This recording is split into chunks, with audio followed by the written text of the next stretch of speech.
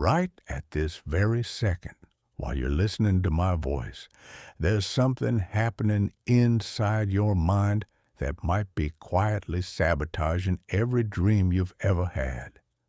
And you don't even know it's happening. Your brain is running a program, an ancient survival code that made perfect sense 10,000 years ago, but is now the exact thing standing between you and the life you deserve. It's hunting for what's broken, scanning for what's missing, searching for danger in every corner. And here's the brutal truth nobody wants to hear. This automatic response is the precise reason why most people live ordinary lives while a tiny fraction break through to extraordinary success. Let me tell you what truly separates the top achievers from everyone else. It's not intelligence. It's not connections. It's not even talent. It's how they process challenges.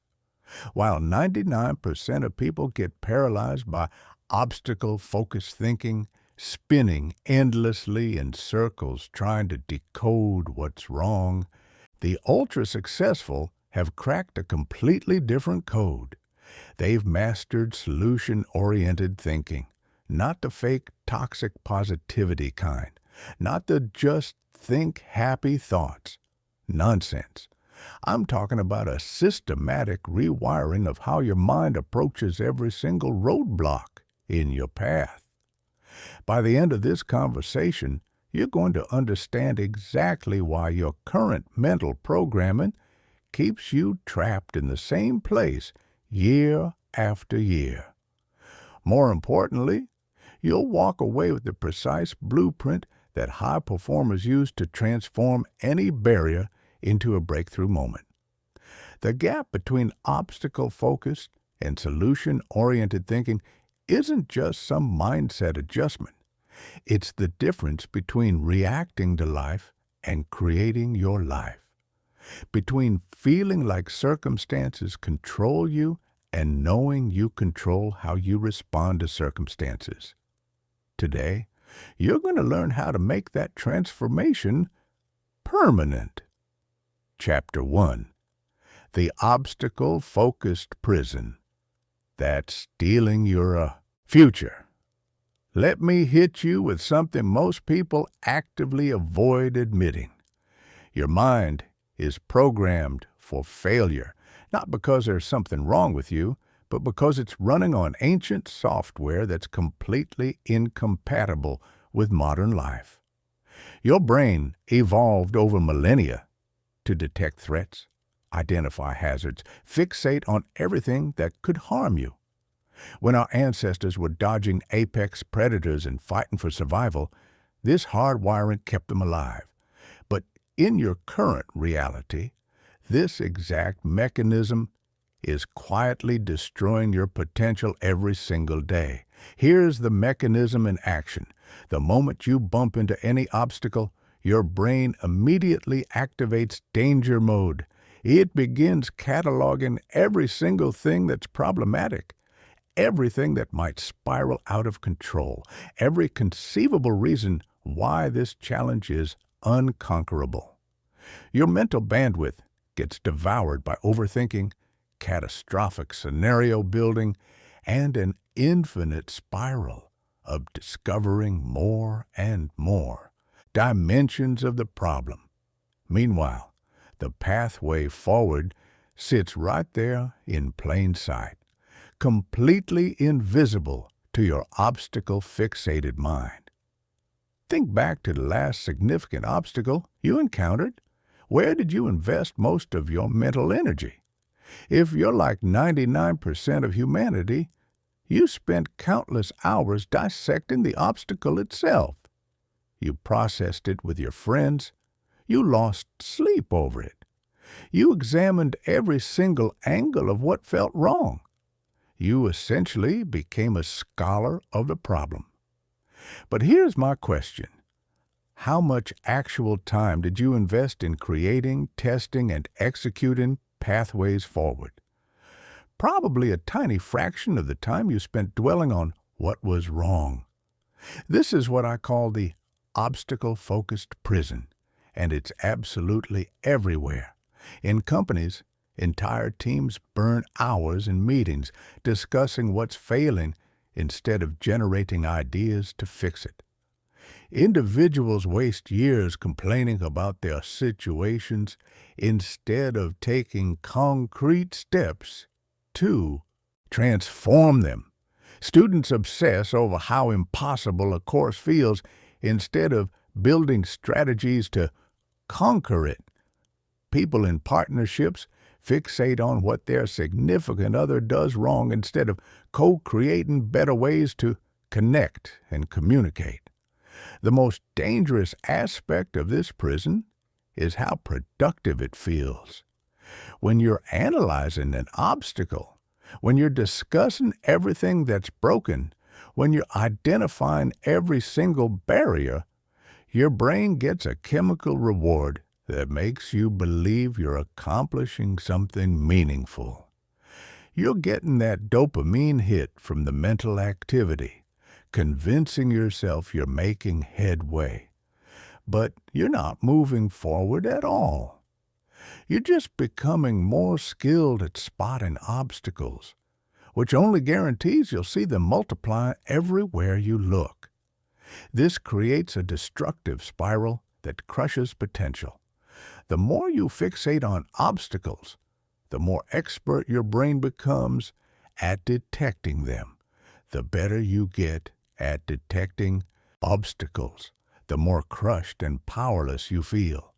The more powerless you feel, the less likely you are to take any action whatsoever. The less action you take, the more obstacles pile up around you, and the cycle perpetuates itself, locking you in a reactive, victim-like mentality that guarantees mediocrity becomes your permanent address. Meanwhile, the people achieving remarkable outcomes have shattered this prison completely. They've trained their minds to operate on a fundamentally different frequency. When they encounter an obstacle, their automatic response isn't to dissect what's broken. Their instant reaction is to ask, what's the pathway forward here? How do we solve this? What's the fastest route to progress? This isn't just a different thinking style. This is a different approach to existence itself. But let me tell you what's actually happening in your neurology. Every single time you focus on an obstacle, you're reinforcing the neural highways connected to threat, identification, and danger detection. You're literally rewiring your brain to become increasingly talented at seeing what's wrong. Every single time you focus on solutions, you're strengthening completely separate neural highways connected to innovation, resourcefulness, and forward progress. You're conditioning your brain to become a solution-generating powerhouse.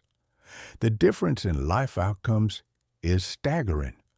Obstacle-focused people spend their existence fighting fires, perpetually reacting to whatever life throws at them, constantly feeling overwhelmed and behind schedule.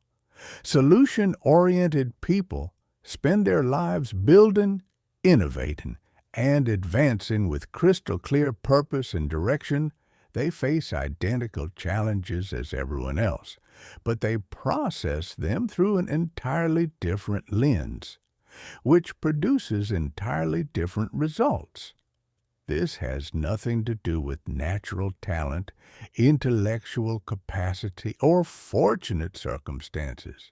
It's purely about which neural pathways you've been strengthening through repetition. And here's the incredible news. Regardless of how many years you've been imprisoned in obstacle-focused thinking, you can start rewiring your brain right this second. Neuroplasticity means your brain is constantly evolving based on whatever you give your attention to. Focus on obstacles, and you become an obstacle-focused person. Focus on solutions, and you become a solution-oriented person. The choice belongs entirely to you, but the consequences couldn't be more significant. Chapter 2. Why your mind defaults to obstacles and how it's destroying your potential.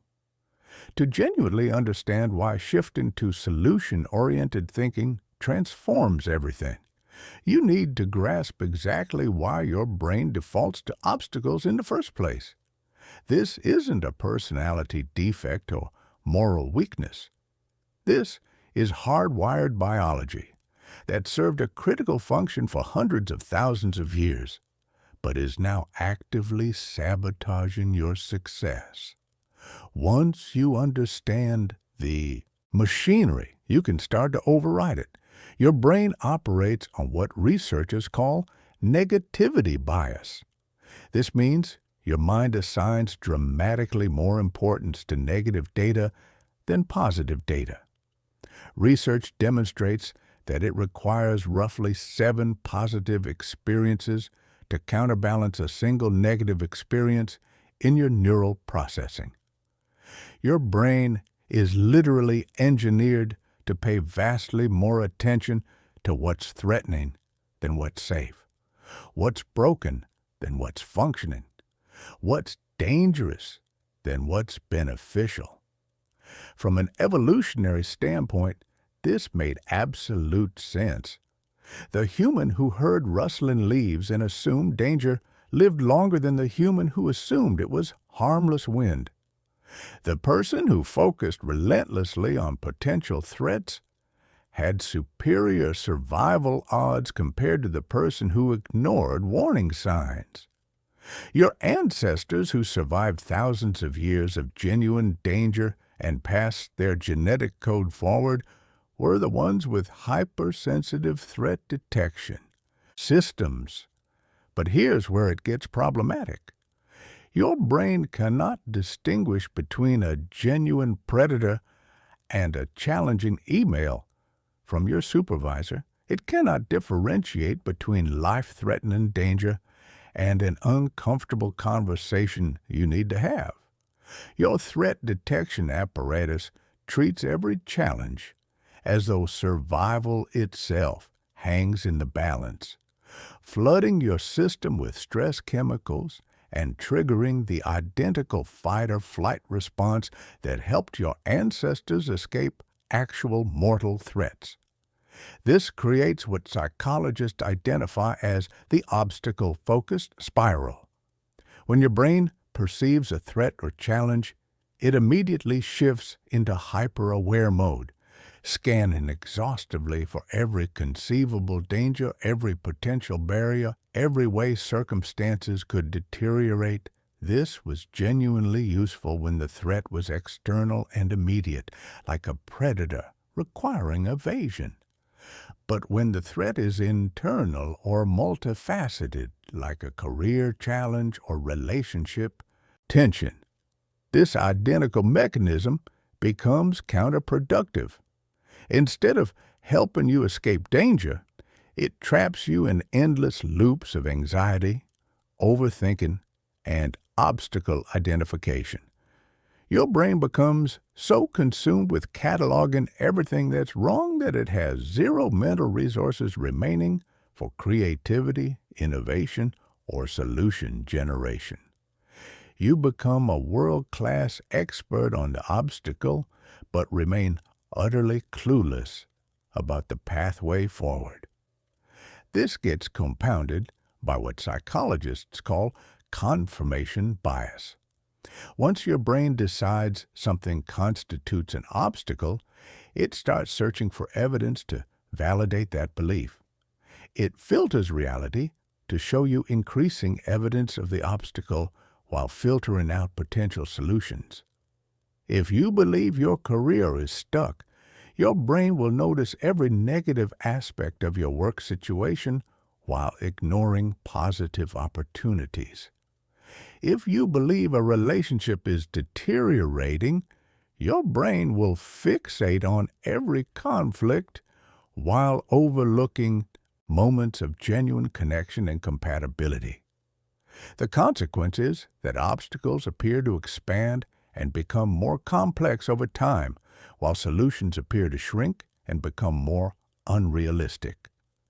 This isn't because the obstacles are genuinely worsening, or the solutions are genuinely becoming less viable. It's because your brain is literally programming itself to perceive more obstacles and fewer solutions with each passing day. Modern society amplifies this exponentially. We're constantly drowning in obstacle-focused information. News organizations profit by highlighting everything wrong with the world. Social media algorithms promote content that triggers emotional reactions, which typically means content that generates anger, worry, or distress. Even well-intentioned conversations with friends often devolve into obstacle-focused discussions where everyone takes turns sharing what's fallen apart in their lives. This creates an environment where obstacle-focused thinking isn't just normalized but actively reinforced by everything surrounding you. You're swimming in an ocean of obstacle-focused information, and your brain is absorbing all of it, becoming increasingly skilled at identifying what's wrong while losing its natural ability to generate solutions. But here's what the top 1% understand that others completely miss. This is all programming, and programming is reversible. Your brain's default setting isn't permanent. With intentional effort and the right techniques, you can override your biological programming and train your brain to default to solution-oriented thinking instead. The critical insight is understanding that your brain functions like a muscle. Whatever you exercise becomes stronger. If you exercise obstacle identification, you become phenomenally good at spotting obstacles. If you exercise solution generation, you become phenomenally good at creating solutions. The neural pathways you activate most frequently become your brain's automatic mode of operation. This means that every single time you catch yourself fixating on an obstacle and consciously redirect your attention toward potential solutions, you're doing far more than just addressing that particular challenge. You're literally rewiring your brain to become more solution-oriented in general. You're building mental strength that will serve you in every dimension of your existence. The people achieving extraordinary results haven't eliminated challenges from their lives. They've simply trained their brains to process challenges differently. Instead of getting stuck analyzing obstacles, they immediately shift to generating solutions. Instead of becoming experts on what's wrong, they become experts on what's possible. This single transformation changes absolutely everything. Chapter 3. The solution-oriented mentality that separates champions from everyone else. Now that you understand why your brain defaults to obstacles, let's talk about what separates the ultra-successful from everyone else. The solution-oriented mentality. This isn't just a different way of thinking about challenges. It's a completely different operating system that transforms how you process information, make decisions, and take action. The solution-oriented mentality starts with a fundamental assumption that most people reject outright. Every obstacle contains the seeds of its own solution. This doesn't mean every obstacle is simple to solve or that solutions are always obvious. It means that within every challenge lies information, resources, or opportunities that can be leveraged to create a pathway forward. Obstacle-focused people see barriers. Solution-oriented people see data. When a solution-oriented person encounters a challenge, their brain immediately starts asking completely different questions. Instead of, "Why is this happening to me?" they ask, "What can I extract from this experience?" Instead of, "This is impossible," they ask, "What would need to be true for this to become possible?" Instead of, "What's broken here?" they ask, "What resources am I overlooking right now?" This shift in questioning completely transforms the information your brain accesses. Your brain essentially functions as a search engine, and the questions you pose determine what results you receive. Ask obstacle-focused questions, and your brain will search for and deliver obstacle-focused answers. Ask solution-focused questions, and your brain will search for and deliver solution-focused answers. But solution-oriented thinking goes deeper than just asking different questions. It involves a fundamental shift in how you view your relationship to challenges. Obstacle-focused people see themselves as victims of circumstances, reacting to events that happen to them. Solution-oriented people see themselves as architects of change, actively shaping their circumstances through their responses. This creates what psychologists call an internal locus of control. Instead of believing your success or failure is determined by external factors beyond your influence, you operate from the conviction that your results are primarily determined by your choices, actions, and responses. This doesn't mean you ignore external factors or pretend you control everything. It means you invest your energy in the variables you can influence rather than the variables you cannot. Solution-oriented people also operate with what researchers call a growth mentality. They view challenges not as threats to avoid, but as opportunities to develop new capabilities. When they encounter something they don't know how to handle, their first thought isn't, "I can't do this." Their first thought is, "I can't do this yet."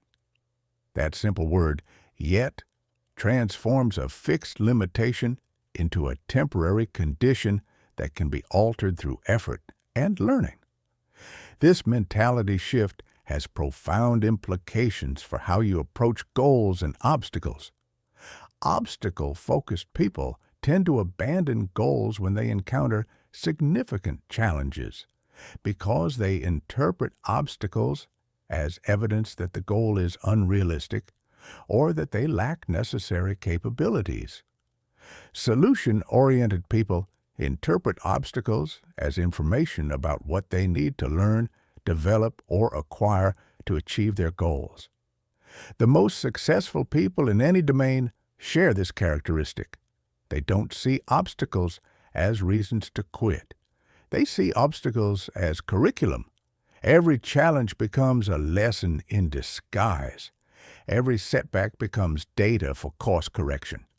Every failure becomes feedback for improvement. This allows them to persist through difficulties that would stop most people immediately.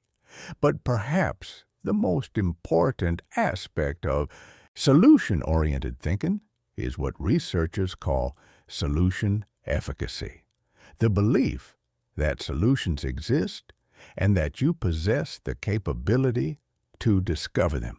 This isn't blind optimism or wishful thinking. It's a practical assumption grounded in evidence. Throughout human history, people have consistently discovered ways to solve problems that initially appeared impossible. Every technology you use, every convenience you enjoy, every system that improves your life exists because someone refused to accept that a problem was unsolvable. Flight exists because the Wright brothers didn't accept that human aviation was impossible. The Internet exists because computer scientists didn't accept that global communication was too complex to achieve. Every breakthrough in human history started with someone who maintained solution efficacy in the face of apparent impossibility. Solution-oriented people understand that the vast majority of limitations are temporary and contextual, not permanent and absolute. They know that impossible usually just means we haven't figured out how to accomplish it yet. They approach challenges with curiosity rather than resignation, with resourcefulness rather than helplessness. This creates a completely different emotional relationship to challenges. Obstacle-focused people experience anxiety, frustration, and stress when they encounter obstacles because they interpret obstacles as threats. Solution-oriented people experience excitement, curiosity, and motivation when they encounter obstacles because they interpret obstacles as puzzles to solve. The emotional difference is crucial because your emotional state directly affects your cognitive capabilities. When you're stressed and anxious, your brain's executive functions are impaired. You have reduced access to creativity, innovation, and complex problem-solving. When you're excited and curious, your brain operates at peak performance. You have full access to your creative and analytical capabilities. This means solution-oriented people don't just think differently about problems. They literally have access to superior mental resources for solving them. Their mentality creates a positive feedback loop where challenges enhance rather than diminish their problem-solving capabilities. Chapter 4. The solution-oriented framework that guarantees results. Understanding the mentality is just the beginning. To actually transform how you approach challenges, you need a systematic framework you can apply to any situation. The most successful people don't just happen to think about solutions. They have specific, repeatable processes that automatically direct their attention toward solutions and away from obstacles. This framework consists of 5 sequential steps that take you from obstacle identification to solution implementation. Each step is designed to counteract your brain's natural tendency to get stuck in obstacle analysis and instead redirect your mental energy toward productive action. Step 1. Obstacle acknowledgement without obstacle immersion. This is a crucial distinction most people miss completely. You cannot solve an obstacle you don't acknowledge, but you also cannot solve an obstacle you're drowning in. The key is to identify and define the obstacle clearly and concisely, then immediately shift your focus to solution generation. Obstacle acknowledgement means stating the challenge in specific, factual terms without adding emotional interpretation or catastrophic predictions. Instead of, "This is a complete disaster and everything is collapsing," you say, "Our client retention decreased by 20% this quarter." Instead of, "I'm horrible at networking and I'll never improve," you say, "I experienced discomfort when initiating conversations with unfamiliar people." The goal is to get crystal clear on what actually needs to be solved without triggering your brain's threat detection system into full panic mode. Step 2. Resource inventory. Before your brain can generate effective solutions, it needs to know what resources are available. Most people skip this step entirely and jump straight to solution brainstorming, which severely limits their options to the most obvious approaches. Resource inventory forces you to take comprehensive stock of everything you have available to address the challenge. Resources include obvious things like money, time, and skills. but they also include less obvious assets like relationships, knowledge, experience, tools, and even past failures that provided valuable lessons. The key is to brainstorm exhaustively, without immediately judging whether each resource is sufficient or relevant. Your goal is to create a comprehensive list of everything you have to work with. This step is crucial because it shifts your brain from scarcity thinking to abundance thinking. When you focus only on what you lack, your brain operates from a sense of limitation and impossibility. When you focus on what you have, your brain starts seeing possibilities and connections it previously missed. Step 3. Solution generation through systematic brainstorming. This is where most people's approach to problem solving completely breaks down. They either generate one or two obvious solutions and stop there, or they get overwhelmed trying to find the perfect solution immediately. Effective solution generation requires both quantity and systematic thinking. The goal in this step is to generate as many potential solutions as possible without immediately evaluating their feasibility. Your brain has two different modes, creative mode and analytical mode. They cannot operate simultaneously, so you need to separate solution generation from solution evaluation.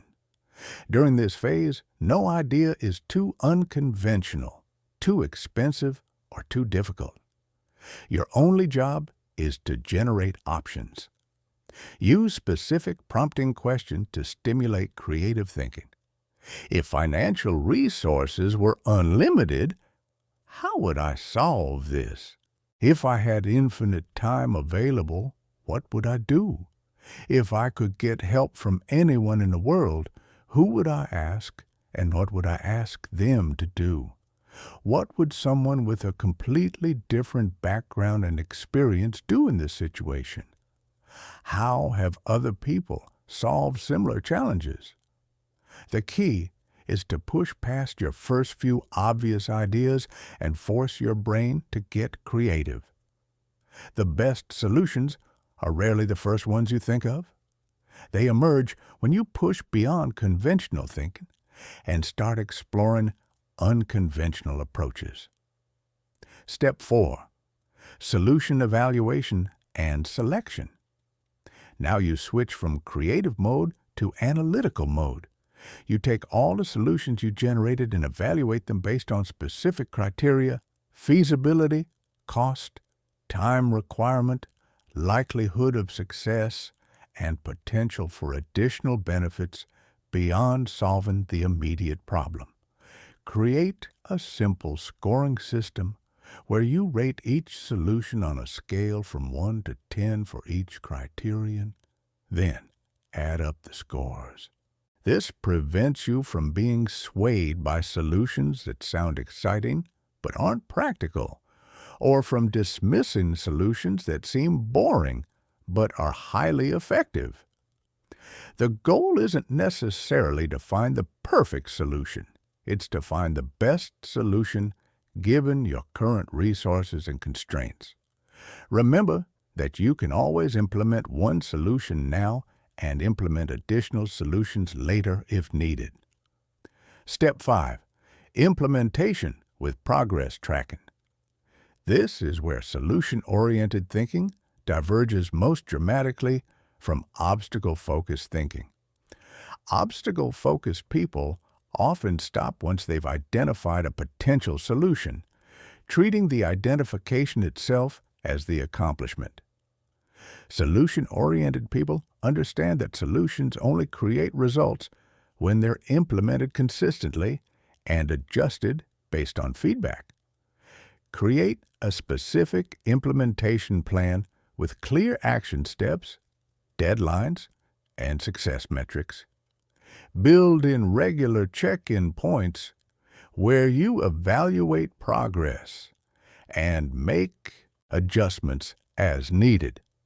Most solutions require iteration and refinement, so treat your initial implementation as an experiment rather than a final answer. Track both outcome metrics and process metrics.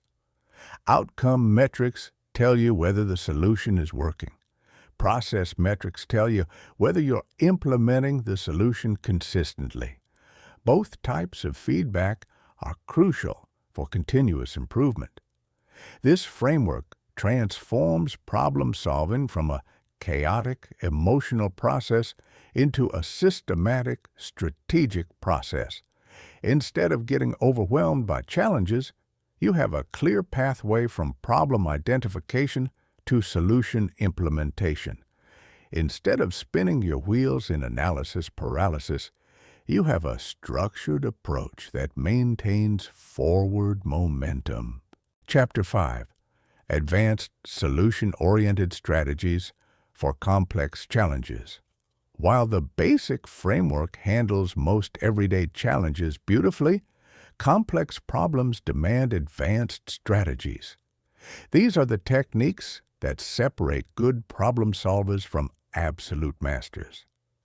They're the methods that allow you to tackle challenges that seem completely impossible and discover solutions that others miss entirely because they're not even looking in the right direction. The first advanced strategy, systems thinking. Most people approach problems as isolated incidents, but complex challenges are usually symptoms of larger systemic issues.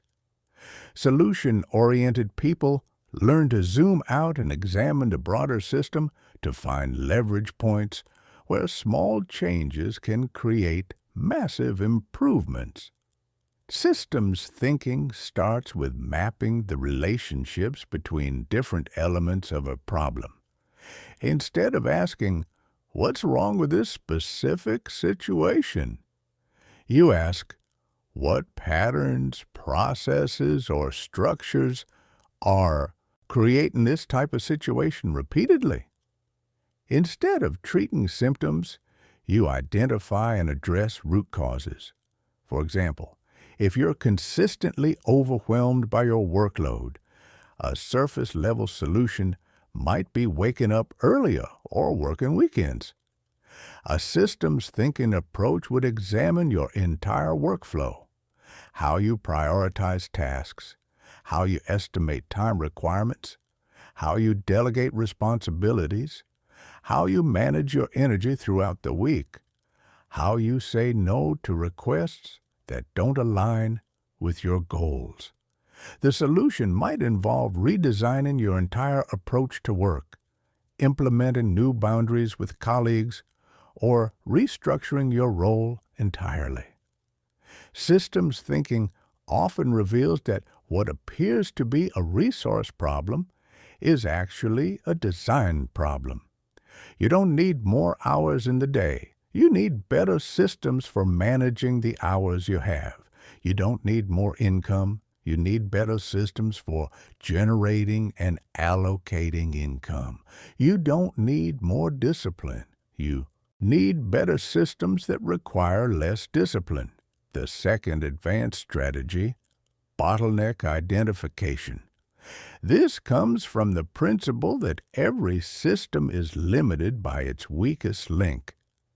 Instead of trying to improve everything simultaneously, you identify the single bottleneck that's limiting your entire system and focus all your resources on eliminating that constraint.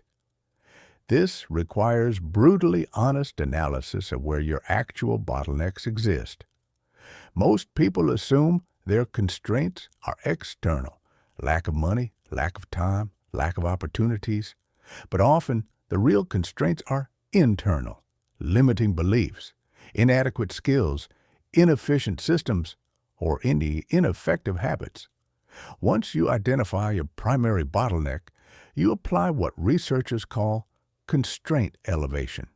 You either improve the constraint's capacity or you restructure your system so that constraint is no longer the limiting factor.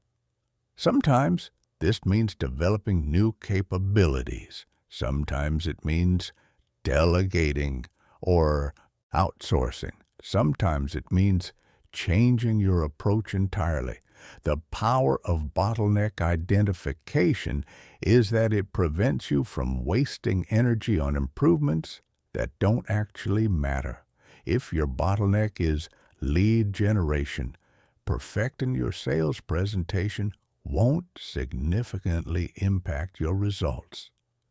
If your bottleneck is decision-making speed, learning advanced technical skills won't help. By focusing exclusively on your true bottlenecks, you maximize the impact of every ounce of effort you invest.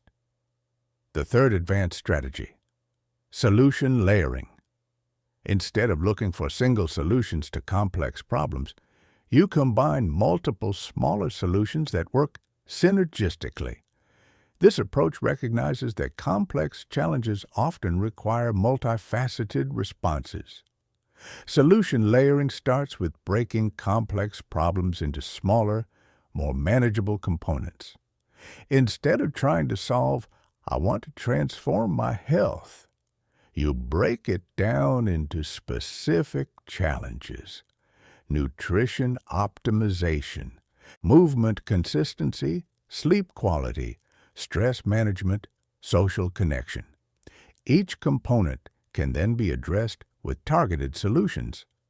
The key is to look for solutions that address multiple components simultaneously. The best solutions often create positive spillover effects that improve several areas at once.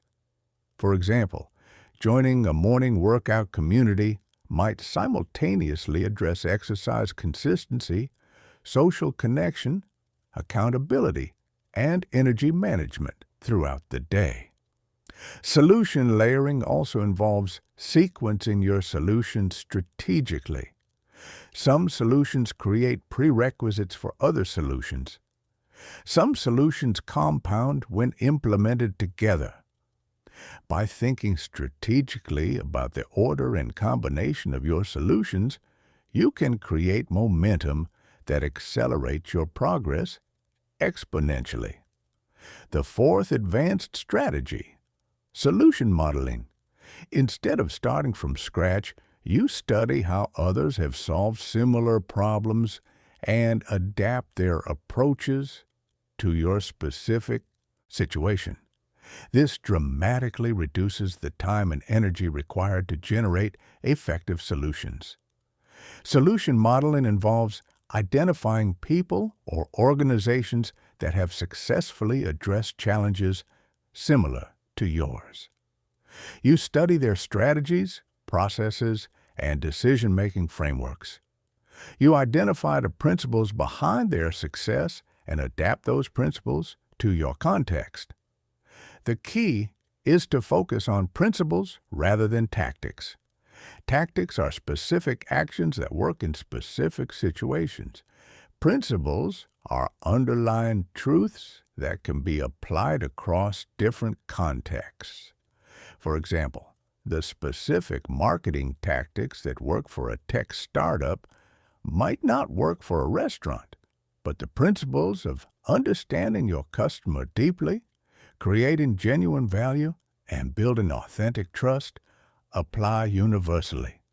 Solution modeling also involves studying failures, not just successes. By understanding what doesn't work and why, you can avoid costly mistakes and identify potential pitfalls before you encounter them.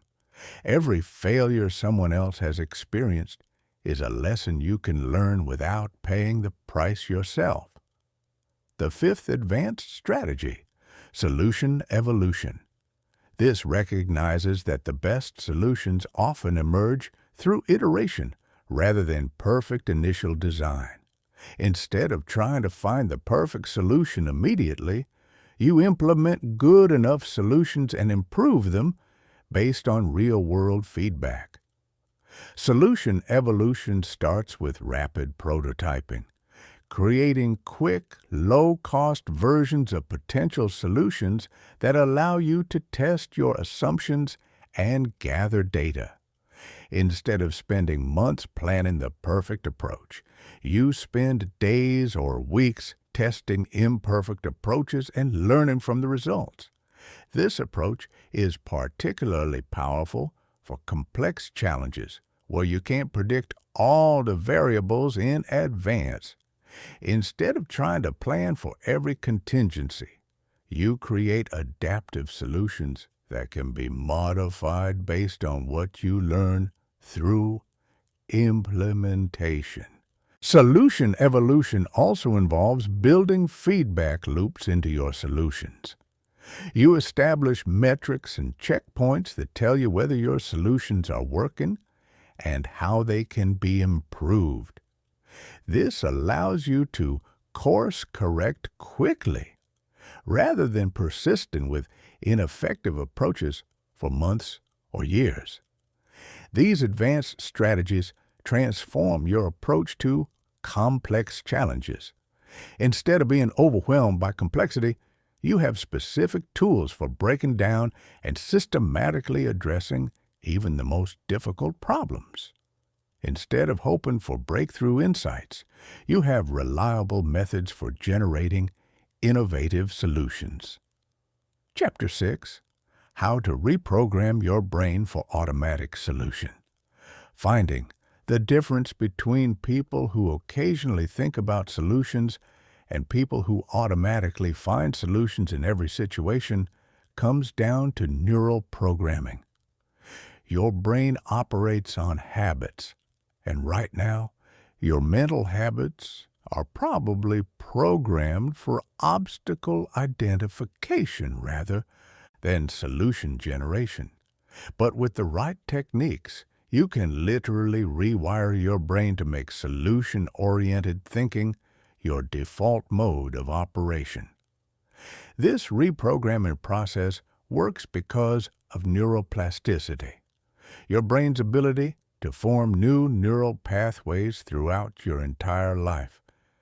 Every thought you think strengthens certain neural connections while weakening others. Every time you catch yourself focusing on an obstacle and consciously redirect to solutions, you're building new mental pathways. Do this consistently enough, and solution-oriented thinking becomes as automatic as breathing. The first reprogramming technique, the solution interrupt. This is a pattern interrupt that stops obstacle-focused thinking before it gains momentum. The moment you notice yourself analyzing what's wrong with the situation, you immediately ask yourself, what's one action I could take right now to improve the situation? This question forces your brain to shift from analysis mode to action mode. The key is to make this interrupt automatic. Set reminders on your phone to ask yourself this question every 90 minutes for the first 2 weeks. Write it on sticky notes and place them where you'll see them regularly: your bathroom mirror, your computer monitor, your car dashboard, your refrigerator. The goal is to interrupt obstacle-focused thinking so consistently that your brain starts making the shift automatically. After a few weeks of consistent practice, you'll notice yourself naturally redirecting to solutions without needing external reminders. The second technique, solution priming. This involves deliberately exposing your brain to solution-oriented information throughout the day. Instead of starting your morning by checking news or social media, which primes your brain for obstacle-focused thinking, start with content that showcases human ingenuity, problem-solving, and achievement. Read biographies of people who overcame significant challenges. Listen to podcasts about innovation and entrepreneurship. Watch documentaries about breakthrough discoveries. Study case studies of companies that transformed from failure to success. Consume stories of ordinary people who achieved extraordinary results through creative problem solving. This isn't about blind positivity or ignoring reality. It's about training your brain to see examples of successful problem solving so it knows what's genuinely possible.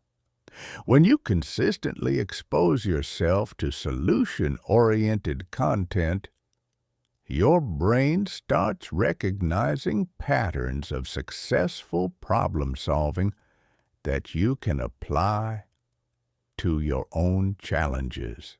Solution priming also involves changing your language patterns. Obstacle-focused people use language that emphasizes limitations. I can't. It's impossible. There's no way. This always happens. Nothing ever works. Solution-oriented people use language that emphasizes possibilities. How might I? What if? There must be a way. This is interesting. Let me figure this out. Your language doesn't just reflect your thinking. It actively shapes your thinking. When you consistently use solution-oriented language, you literally program your brain to look for solutions. Start paying attention to your internal dialogue and consciously replace obstacle-focused phrases with solution-oriented alternatives. The third technique, solution visualization. This leverages your brain's inability to distinguish between vivid imagination and actual experience. When you visualize yourself successfully solving problems, your brain strengthens the same neural pathways that would be activated if you were actually solving those problems in real life. Spend 10 minutes each day visualizing yourself encountering a challenge and smoothly transitioning into solution mode. See yourself staying calm and confident. Hear yourself asking the right questions. Feel the satisfaction of implementing an effective solution. Make the visualization as detailed and emotionally engaging as possible. The more you practice this mental rehearsal, the more natural solution-oriented thinking becomes in real situations. Your brain has already practiced the pattern thousands of times, so it knows exactly what to do when you encounter actual challenges. Athletes have used this technique for decades to improve performance. You can use it to improve your problem-solving capabilities. The fourth technique, environmental design. Your physical environment constantly influences your mental state, usually without your conscious awareness. Solution-oriented people design their environments to trigger solution-oriented thinking automatically. This might mean surrounding yourself with reminders of past successes, photos of achievements, awards you've earned, testimonials from people you've helped. Keep solution-oriented books visible on your desk or nightstand. Display quotes that reinforce resourcefulness and creativity. Remove environmental triggers that promote obstacle-focused thinking. Negative news sources, chronic complainers, reminders of past failures that don't serve you. Your digital environment is equally important. Curate your social media feeds to include people who share solutions, innovations, and positive examples of problem solving. Unfollow accounts that consistently focus on problems without offering solutions. Subscribe to newsletters and channels that showcase human achievement and possibility. Every piece of content you consume is either training your brain toward obstacles or toward solutions. Choose intentionally. The fifth technique, accountability. Partnership. Your brain changes faster when your new thinking patterns are reinforced by social interaction. Find someone who shares your commitment to solution-oriented thinking and check in with each other regularly. Share the challenges you're facing and the solutions you're implementing. Celebrate each other's progress in making this mental shift.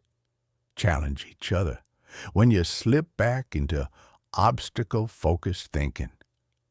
Having external accountability accelerates the reprogramming process and makes it far more likely to stick permanently. These techniques work because they address reprogramming at multiple levels: conscious attention, subconscious exposure, mental rehearsal, environmental influence, and social reinforcement. Used consistently, they create a compound effect that transforms solution-oriented thinking from an occasional practice into an automatic response. Chapter 7. The Art of Reframing Any Problem into an Opportunity. One of the most powerful skills successful people possess is the ability to reframe problems as opportunities. This isn't about positive thinking or pretending difficulties don't exist. It's about training your brain to automatically look for the hidden advantages, learning opportunities, and growth potential that exist within every challenge. Reframing works because every situation contains multiple interpretations, and the interpretation you choose determines your emotional response, your available options, and your likelihood of success. Obstacle-focused people automatically interpret challenges as threats, which triggers stress, narrows their thinking, and leads to defensive behavior. Solution-oriented people automatically interpret challenges as opportunities, which triggers excitement, broadens their thinking, and leads to creative action. The first reframing technique, the opportunity scan. When you encounter any challenge, immediately ask yourself 3 specific questions. What could this situation teach me that I wouldn't learn otherwise? How could this experience make me stronger, wiser, or more capable? What possibilities does this open up that wouldn't exist if everything was easy? These questions force your brain to search for positive aspects of a situation. Your brain is essentially a search engine, and it will find whatever you're looking for. If you're looking for problems, you'll find them. If you're looking for opportunities, you'll find those instead. For example, if you get passed over for a promotion you wanted, the obstacle frame focuses on disappointment, damaged ego, and feeling unappreciated. The opportunity frame focuses on the chance to develop skills you were lacking, explore other career paths you hadn't considered, or even start your own venture. Both interpretations acknowledge the same facts, but they lead to completely different emotional states and action plans. The second reframing technique, competitive advantage identification. Every challenge you face is also being faced by your competitors, colleagues, or peers. The question is, how can you respond to this challenge in a way that gives you an advantage over others who are facing the same situation? Most people respond to challenges by trying to get back to where they were before the challenge occurred. Solution-oriented people respond to challenges by using them as springboards to reach higher levels than they've ever achieved before. They understand that challenges are universal, but responses create differentiation. When the economy struggles, most businesses focus on survival. Smart businesses focus on using the downturn to optimize their operations, acquire talent at better rates, and position themselves for explosive growth when conditions improve. When an industry faces disruption, most companies resist the change. Smart companies figure out how to lead the change and capture the opportunities it creates. The third reframing technique, resource expansion. Obstacle-focused people see challenges as depleting their resources.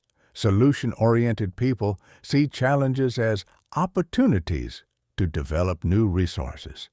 Every problem you solve makes you stronger, smarter, and more capable of solving future problems.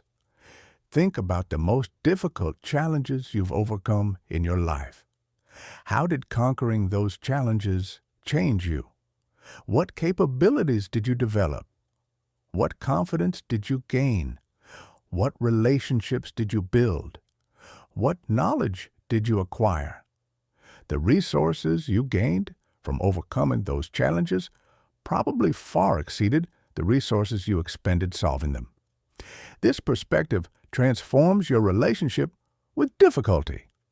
Instead of seeing challenges as costs, you see them as investments. Instead of avoiding difficult situations, you actively seek out challenges that will help you grow. The fourth reframing technique, timing. Optimization. Obstacle-focused people see challenges as interruptions that occur at the worst possible times. Solution-oriented people understand that the best time to develop new capabilities, strengthen relationships, and gain competitive advantages is often during the challenging periods. Economic downturns create opportunities to acquire assets at discount prices. Industry disruptions create opportunities to establish new market positions. Personal setbacks create opportunities to reassess priorities and make necessary changes you've been postponing. The key is recognizing that timing is often perfect, even when it doesn't feel that way.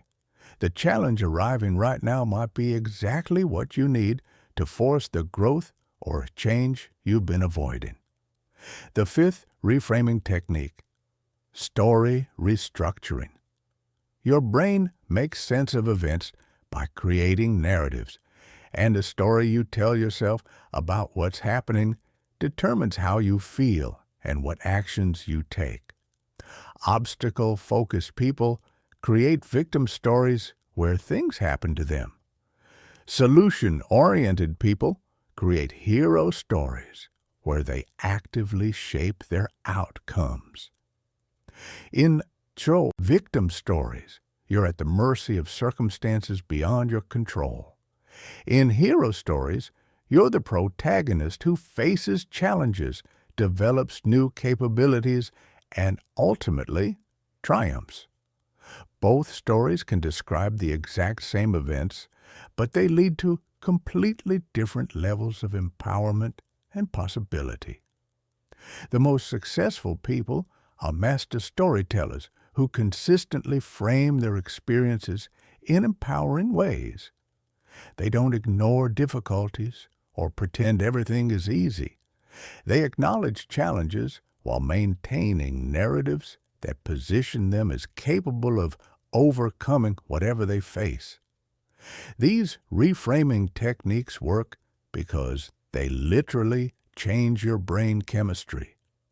When you interpret situations as opportunities rather than threats, your brain releases different neurotransmitters that enhance creativity, improve memory, and increase motivation. You gain access to mental resources that simply aren't available when you're in obstacle-focused mode. Chapter 8, Solution-Oriented Communication that transforms relationships and results. Most people don't realize that the way they communicate about challenges either amplifies problems or accelerates solutions. Obstacle-focused communication creates drama, spreads negativity, and keeps everyone stuck in analysis paralysis. Solution-oriented communication builds energy, generates ideas, and moves teams toward action. Master this distinction, and you'll transform every relationship and dramatically improve your results. The foundation of solution-oriented communication is understanding that every conversation is either moving toward problems or moving toward solutions. There's no neutral ground. When you engage in obstacle-focused communication, you're training everyone involved to become better at seeing what's wrong. When you engage in solution-oriented communication, you're training everyone to become better at seeing what's possible. The first principle, acknowledgement without amplification, can acknowledge that problems exist without making them the focus of the conversation. Obstacle-focused communicators spend most of their time describing problems in exhaustive detail, which amplifies the emotional impact and makes the problem seem larger and more overwhelming than they actually are. Solution-oriented communicators acknowledge problems briefly and factually, then immediately shift the conversation to solution exploration. Instead of saying, "This is an absolute catastrophe, and I have no idea how we're going to handle it," you say, "We have a challenge that requires our attention. Let's figure out how to address it." The difference in language might seem subtle, but the impact on everyone's mental state is profound. Obstacle-focused language triggers stress responses that impair thinking. Solution-oriented language triggers curiosity and creativity that enhance thinking. The second principle, question design. The questions you ask determine where the conversation goes and what kind of thinking you stimulate in others. Obstacle-focused questions keep everyone focused on what's wrong. Why did this happen? Who's responsible for this mess? How bad could this get? Solution-oriented questions redirect attention to what's possible. What are our options? What resources do we have? What's worked in similar situations? What could we try that we haven't considered yet? Master solution-oriented questioning, and you can redirect any conversation from problem analysis to solution generation. Instead of asking, "Why are our numbers declining?" ask, "What are 3 actions we could take to improve our numbers?" Instead of asking, "Why is this project behind schedule?" ask, "What would need to happen to get back on track?" The third principle, energy management. Obstacle-focused communication drains energy from everyone involved. People leave obstacle-focused conversations feeling overwhelmed, discouraged, and less capable than when they started. Solution-oriented communication generates energy. People leave solution-oriented conversations feeling empowered, motivated, and confident in their ability to handle challenges. This energy difference has practical implications for results. Teams with higher energy levels are more creative, more collaborative, and more persistent. They generate better ideas and implement them more effectively. By consistently using solution-oriented communication, you literally increase the capacity of everyone around you. The fourth principle, assumption, seeding. The assumptions underlying your communication shape how others think about what's possible. Obstacle-focused communicators embed assumptions of limitation. This is going to be really difficult. I'm not sure we can pull this off. There's probably no good solution. These assumptions become self-fulfilling prophecies that limit what people are willing to attempt. Solution-oriented communicators embed assumptions of capability. We'll figure this out. There's definitely a way to handle this. We've solved tougher challenges before. These assumptions create psychological safety that allows people to think more creatively and take more intelligent risks. The fifth principle, momentum. Building obstacle-focused communication creates psychological momentum toward negativity and helplessness. Each problem that gets discussed in detail makes the next problem seem more serious. Solution-oriented communication creates psychological momentum toward resourcefulness and action. Each solution that gets generated makes the next solution easier to find. You can use this momentum effect strategically by starting meetings with quick wins and successful examples before addressing more challenging issues. When people's brains are primed with examples of successful problem solving, they approach new challenges with greater confidence and creativity. These communication principles work in every context, with colleagues, family, members, friends, and even in your internal dialogue.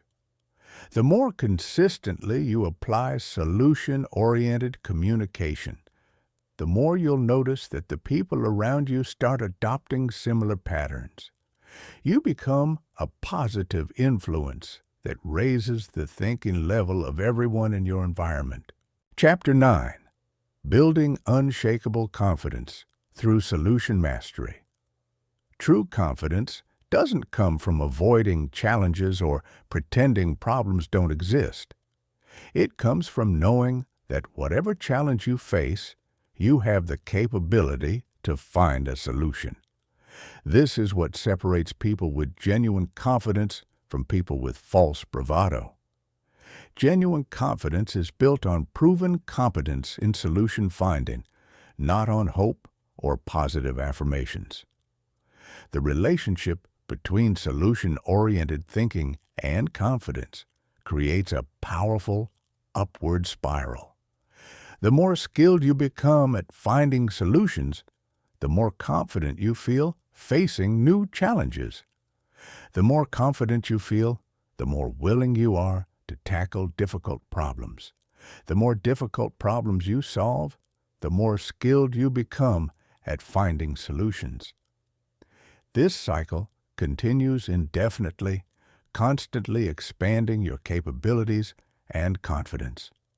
Most people experience the opposite cycle. When they encounter challenges they can't solve immediately, they lose confidence in their abilities.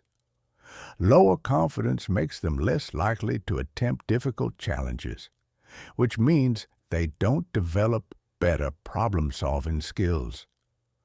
Weaker problem-solving skills lead to more situations where they feel overwhelmed, which further reduces their confidence. This downward spiral keeps them trapped in mediocrity forever. The first strategy, deliberate challenge, progression. Instead of avoiding difficult situations, you systematically seek out challenges that are slightly beyond your current comfort zone. This allows you to build confidence gradually while developing increasingly sophisticated solution-finding abilities. Start with challenges that feel manageable but require you to stretch slightly. As you successfully solve these challenges, gradually increase the difficulty level. Each success builds evidence that you're capable of finding solutions, which gives you confidence to attempt even more challenging problems. The key is maintaining a success rate of approximately 70 to 80%.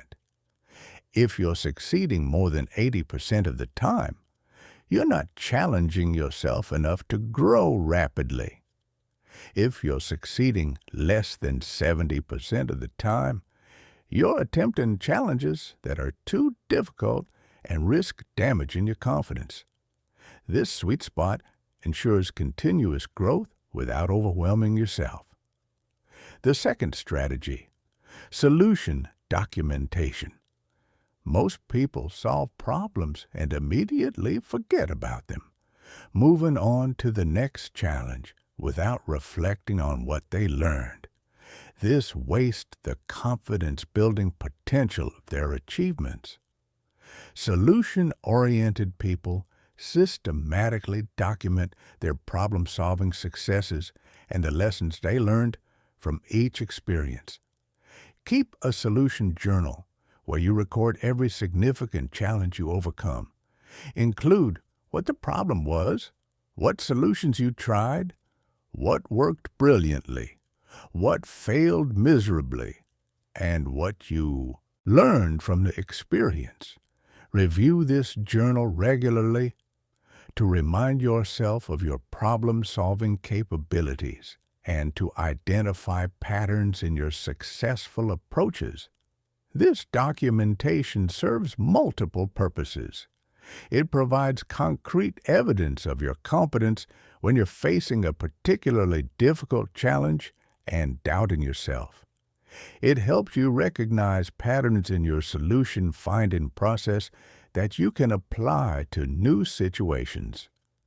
It builds your identity as someone who consistently finds ways to overcome obstacles. I remember when I started keeping my solution journal 3 years ago. Looking back at the challenges that seemed impossible at the time and realizing I solved every single one of them completely transformed how I approached new obstacles. Now when something difficult appears, I can flip through my journal and remind myself, I've handled worse than this. The third strategy, skill diversification. Confidence grows when you have multiple approaches to problem solving. If you only know one way to address challenges, you'll feel helpless when that approach doesn't work. If you have multiple methodologies in your toolkit, you'll always feel like you have options. Systematically study different problem-solving frameworks, decision-making models, and creative thinking techniques. Practice applying these different approaches to various types of challenges. The goal isn't to become an expert in every methodology, but to have enough familiarity with different approaches that you can adapt your strategy based on the specific challenge you're facing. This diversification also prevents you from becoming overly attached to any single approach. When you have multiple tools available, you can remain flexible and experimental rather than rigid and defensive about your methods. You become like a master craftsman with a fully stocked workshop, always able to select the right tool for the job. The fourth strategy, failure recontextualization. Confident people don't avoid failure. They interpret failure differently. Instead of seeing failed solutions as evidence of incompetence, they see them as valuable data that brings them closer to effective solutions. This recontextualization transforms failure from a confidence destroyer into a confidence builder. Every failed solution eliminates one approach and provides information about what doesn't work in this particular situation. The more failed solutions you accumulate, the closer you get to finding the solution that will work. This perspective allows you to maintain confidence and motivation even when your initial attempts don't succeed. Thomas Edison famously said he didn't fail 1,000 times inventing the light bulb. He successfully discovered 1,000 ways that didn't work. This isn't just clever wordplay, it's a fundamentally different relationship with failure that allows you to persist where others quit. The most confident people in any field are usually the ones who have failed the most, because They've learned that failure is temporary while the lessons from failure are permanent. They've developed the mental resilience to persist through multiple failed attempts without questioning their fundamental capabilities. The fifth strategy, teaching and mentoring. Nothing builds confidence in your solution-finding abilities like successfully helping others solve their problems. When you teach someone else to think solution-oriented or mentor them through a challenging situation, you reinforce your own competence while developing deeper insights into the problem-solving process. Look for opportunities to share your solution-oriented approaches with colleagues, friends, or family members. Offer to help others think through challenges they're facing. The more you help others find solutions, the more confidence you'll have in your own ability to handle whatever life presents. This strategy also expands your problem-solving experience without having to personally face every type of challenge. By helping others with their problems, you gain exposure to a wider variety of situations and solutions than you would encounter in your own life alone. Each person you help becomes a case study that enriches your understanding. Chapter 10. Advanced Mental Models for Impossible Problems. There's a category of challenges that seem impossible using conventional thinking. These are the problems that stop most people in their tracks because they appear to have no viable solutions. But what separates extraordinary achievers from everyone else is their ability to solve problems that others consider unsolvable. They do this by using advanced mental models that reveal solutions invisible to conventional thinking. The first advanced mental model, constraint elimination. Most people assume that the constraints they perceive in a situation are fixed and immutable. They accept limitations as permanent features of reality, rather than temporary obstacles that can be overcome or circumvented. Advanced problem solvers question every assumption about what's possible. Start by listing every constraint that makes a problem seem impossible. Then systematically challenge each constraint. Is this constraint actually fixed? Or does it just seem fixed because you haven't found a way around it yet? What would have to be true for this constraint to become irrelevant? Who has successfully operated without this constraint? And how did they do it? Often, what appears to be an impossible problem is really a problem with unnecessary constraints. Remove or modify the constraints, and the problem becomes solvable. This requires mental flexibility and willingness to question conventional wisdom, but it opens up solution possibilities that others never consider. For instance, if you think, I can't start a business because I don't have capital, you're accepting capital as a fixed constraint. But what if you questioned that? How have others started businesses with zero capital? Dropshipping, service businesses, affiliate marketing, consulting all require minimal upfront investment. The constraint wasn't as fixed as it appeared. The second advanced mental model, reverse engineering. Instead of trying to solve a problem from your current position forward, you start from your desired outcome and work backward to identify what would need to be true for that outcome to exist. This reveals pathways that aren't visible when you approach the problem conventionally. Define your ideal outcome in specific detail. Then ask, what would need to happen immediately before this outcome for it to be possible? What would need to happen before that? Continue working backward until you reach something you can actually implement from your current position. This approach often reveals that impossible problems are actually sequences of very possible smaller problems. The challenge isn't that any individual step is impossible.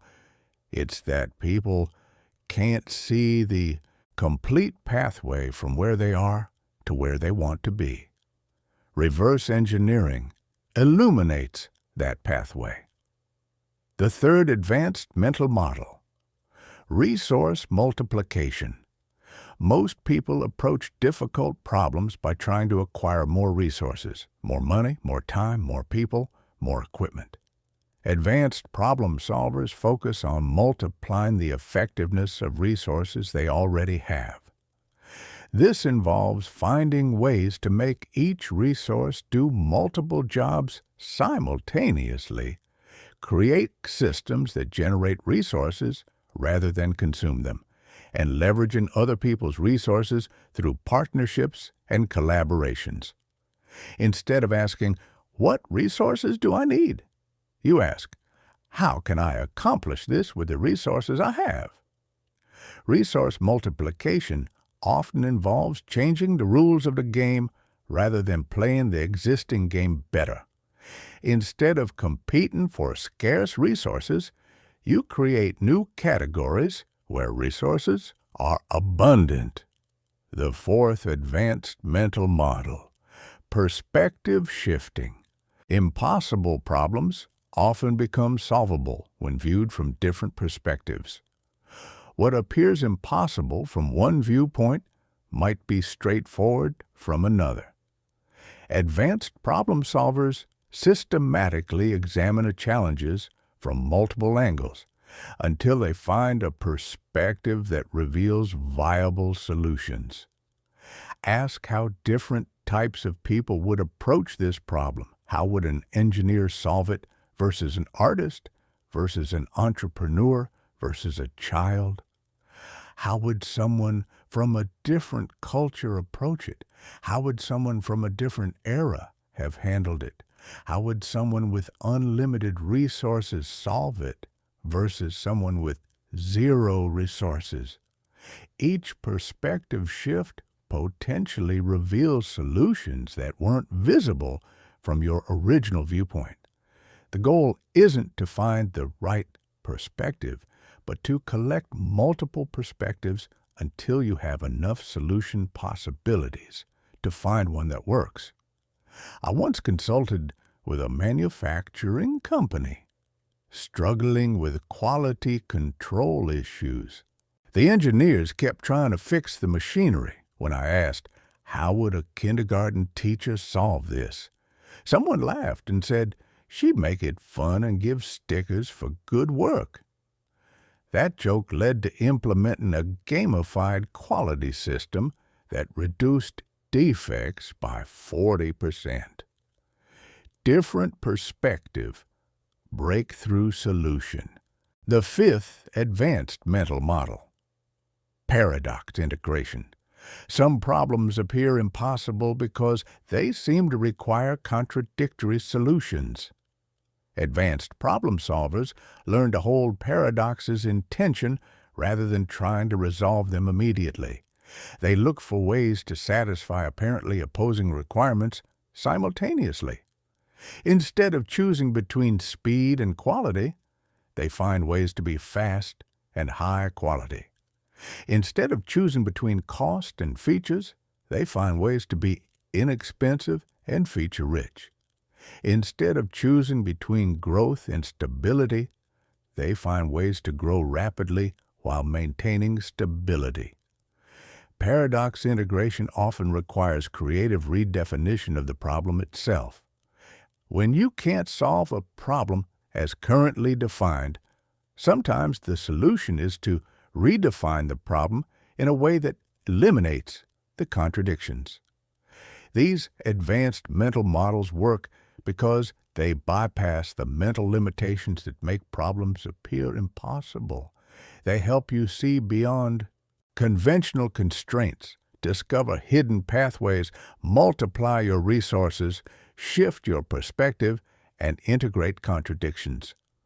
Used consistently, they transform your relationship with difficulty from avoidance to excitement, because you know that every impossible problem is just a solution waiting to be discovered.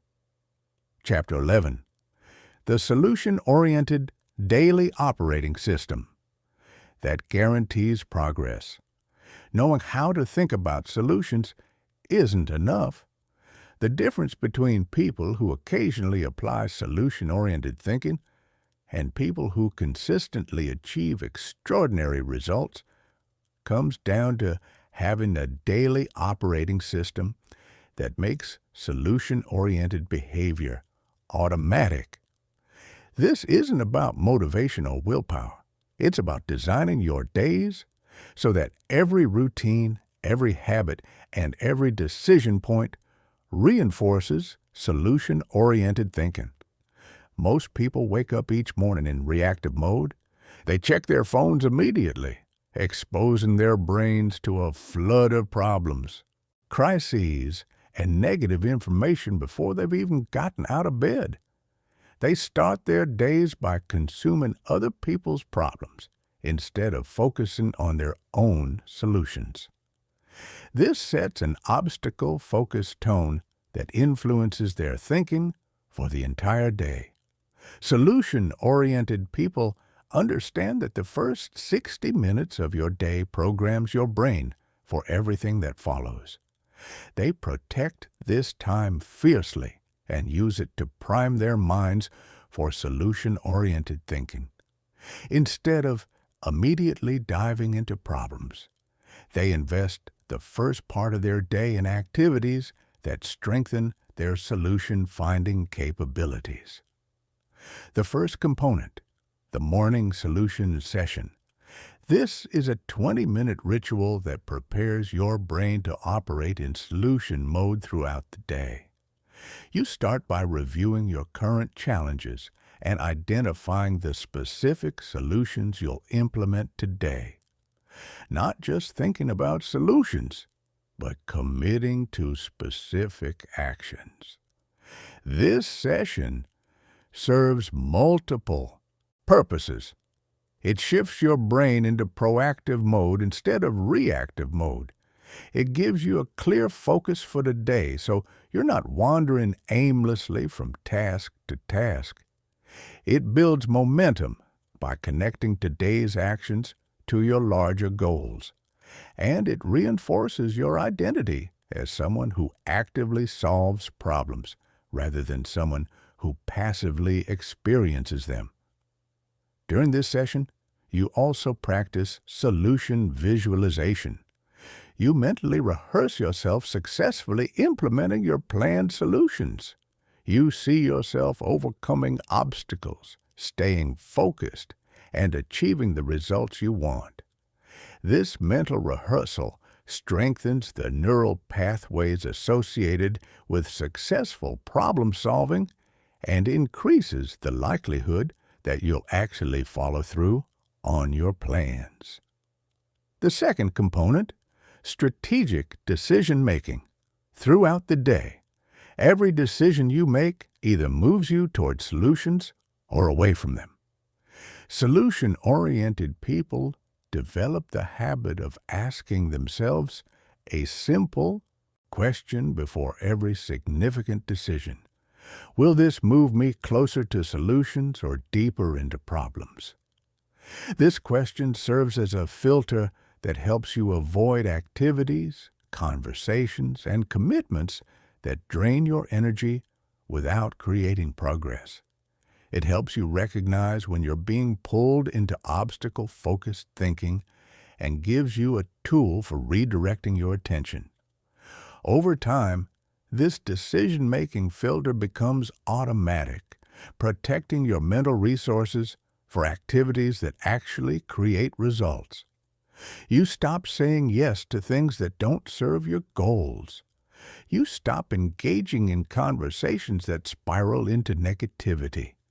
You stop consuming content that amplifies problems without offering solutions. The third component, the evening solution review.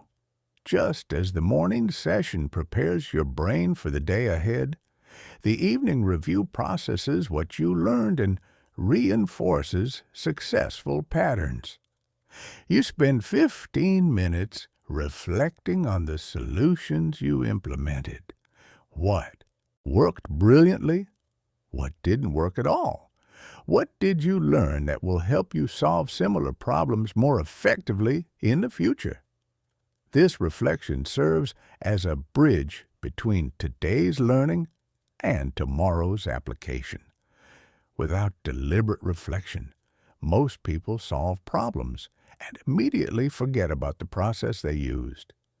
They fail to extract the transferable principles that could help them solve future problems more efficiently. The evening review ensures that every problem you solve makes you better at solving all future problems. It's the compound interest of problem solving. Each day you get slightly better, and over months and years, this creates exponential improvement. The fourth component, environmental optimization. Your physical and digital environments constantly influence your thinking patterns, usually without your conscious awareness. Solution-oriented people deliberately design their environments to trigger solution-oriented thinking. Automatically. This means surrounding yourself with visual reminders of your capabilities, past successes, and current goals. It means organizing your workspace to minimize distractions and maximize focus. It means curating your information diet to include more solution-oriented content and less obstacle-focused noise. Every element of your environment should either support solution-oriented thinking or be eliminated. That poster on your wall, does it inspire you or drain you? That app on your phone, does it help you solve problems or create new ones? That person in your life, do they elevate your thinking or drag it down? The fifth component, energy management. Solution-oriented thinking requires mental energy, and most people squander their best mental resources on low-value activities. By the time they encounter significant challenges, they're operating with depleted cognitive resources, which makes solution finding much more difficult. Solution-oriented people treat mental energy like a precious resource that must be allocated strategically. They tackle their most important problem-solving work when their energy levels are highest. They protect their peak performance hours from interruptions, distractions, and low-value tasks. They understand that when your energy is low, your brain defaults to obstacle-focused thinking because it requires less effort than solution generation. That's why you're more likely to complain and worry late at night than you are first thing in the morning. It's not that your problems are worse at night, it's that your energy is lower. The sixth component, progress tracking. What gets measured gets managed, and without clear metrics, it's impossible to know whether your solution-oriented approach is actually creating results.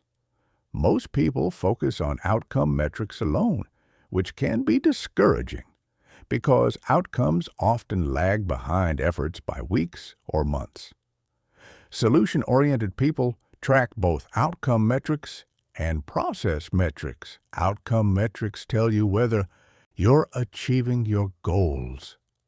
Process metrics tell you whether you're consistently applying solution-oriented thinking. By tracking process metrics, you can maintain motivation and momentum even when outcome results haven't appeared yet. These process metrics might include: how many solutions did I generate this week? How quickly did I shift from problem identification to solution implementation? How many times did I catch myself in obstacle-focused thinking and redirect to solutions? How many other people did I help think more solution-oriented? These metrics reinforce the behaviors that eventually create the outcomes you want. They help you see progress, even when external results aren't visible yet. The seventh component, social reinforcement. Your thinking patterns are heavily influenced by the people you spend time with.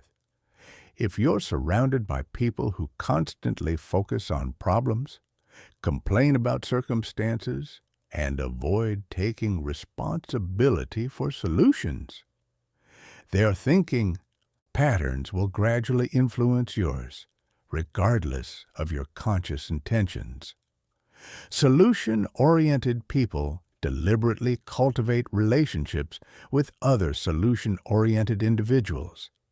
They seek out mentors, colleagues, and friends who approach challenges with resourcefulness and optimism.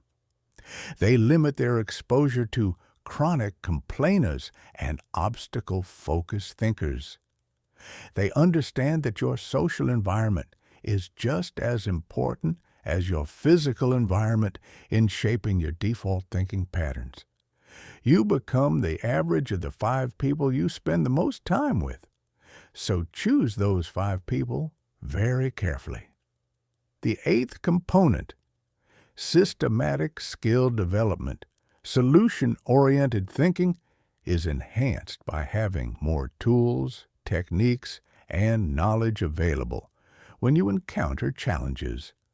Instead of hoping you'll naturally become better at problem-solving over time, you actively invest in developing your capabilities. This might involve studying new problem-solving methodologies, learning about psychology and decision-making, developing technical skills that expand your options, or gaining knowledge in areas related to your biggest challenges. The goal isn't to become an expert in everything, but to continuously expand your toolkit so you have more resources available when you need them. Every new skill you develop, every framework you learn, every piece of knowledge you acquire becomes another tool in your solution-finding arsenal. These 8 components work together to create a comprehensive system that makes solution-oriented thinking your default mode of operation. Instead of relying on motivation or willpower to maintain this mindset, you create structures and routines that automatically guide your thinking in productive directions. Over time, this system becomes so ingrained that solution-oriented thinking feels natural and effortless.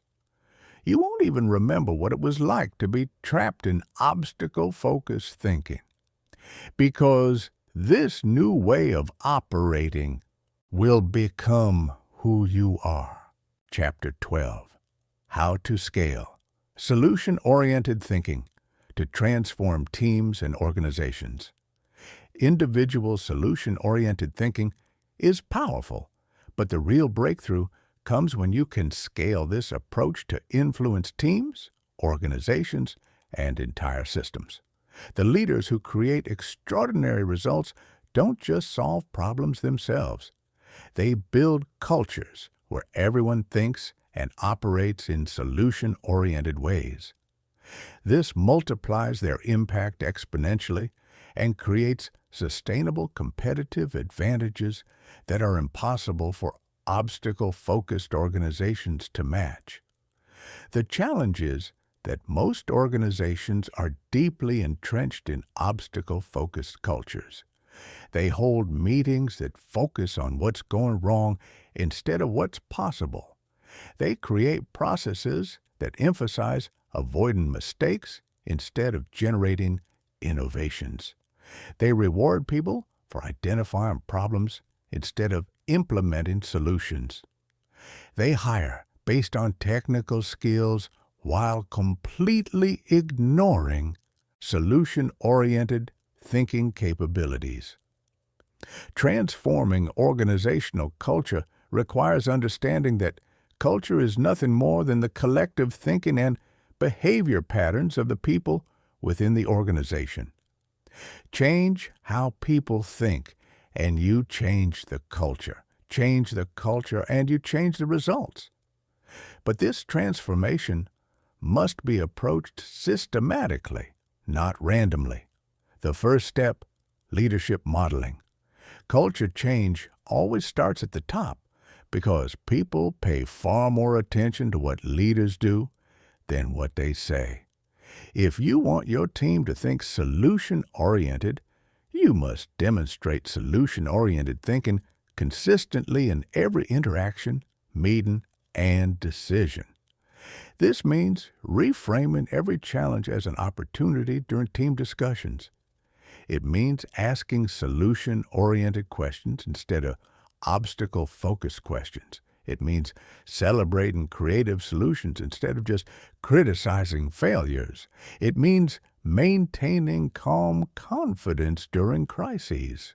Instead of expressing panic or frustration, your team is constantly watching how you respond to challenges, and your responses become their template for handling similar situations. If you spiral into anxiety when problems arise, they'll learn to do the same. If you immediately shift to solution mode, they'll absorb that pattern. Leadership modeling also involves being transparent about your own solution-finding process. Instead of just presenting final decisions, walk your team through how you identified options, evaluated alternatives, and selected the best path forward. This teaches them solution-oriented thinking methods while building their confidence in your decision-making capabilities. I've seen this firsthand. When I started leading my first team, I noticed they'd come to me with every small problem, waiting for me to solve it. I was creating dependency, not capability. So I changed my approach. Instead of giving answers, I'd ask, what solutions have you already considered? What would you do if I wasn't available? Within 3 months, they stopped bringing me problems and started bringing me solutions they'd already implemented. Same people, different leadership model, completely different results. The second step, systematic meeting transformation. Most organizational meetings are obstacle-focused by default. They start with reports about what's going wrong, spend the majority of time analyzing problems in detail, and end with vague commitments to look into it or circle back later. These meetings train everyone to become better at identifying problems while neglecting solution development. Solution-oriented meetings follow a completely different structure. They acknowledge problems briefly and factually, then immediately shift to solution generation. They allocate specific time for brainstorming options, evaluating alternatives, and committing to specific actions. They end with clear assignments, deadlines, and success metrics. Transform your meeting culture by implementing the 4-to-1 rule. For every minute spent describing a problem, spend 4 minutes exploring solutions. This forces teams to move quickly from problem identification to solution implementation, while ensuring that challenges are addressed rather than ignored. Also, implement solution-oriented questioning as standard practice. Instead of asking, what went wrong? Ask, what can we learn from this? Instead of asking, why are we behind schedule? Ask, what would need to happen to get back on track? Instead of asking, who's responsible for this problem? Ask, who has ideas for solving this? The questions you consistently ask in meetings literally program your team's thinking patterns. Choose them wisely. The third step, process redesign. Most organizational processes were designed to prevent problems rather than generate solutions. While risk management is important, an overemphasis on problem prevention creates bureaucratic systems that slow down decision-making and discourage innovation. Solution-oriented organizations design processes that encourage experimentation, rapid learning, and quick iteration. They create clear guidelines for decision-making that allow people to take intelligent risks without excessive approval layers. They build feedback loops that help teams learn and improve quickly rather than waiting for annual reviews. This might involve implementing rapid prototyping processes that allow teams to test solutions quickly and cheaply. It might mean creating innovation time where people can work on solution-oriented projects outside their normal responsibilities. It might involve establishing cross-functional solution teams that can address challenges without getting stuck in departmental silos. The key is recognizing that your processes either enable solution finding or obstruct it. There is no neutral ground. Every form that needs to be filled out, every approval that needs to be obtained, every policy that needs to be followed either helps people solve problems faster or slows them down. Audit your processes ruthlessly and eliminate anything that doesn't serve solution finding. The fourth step, hiring and promotion alignment. You can't build a solution-oriented culture while continuing to hire and promote people who default to obstacle-focused thinking.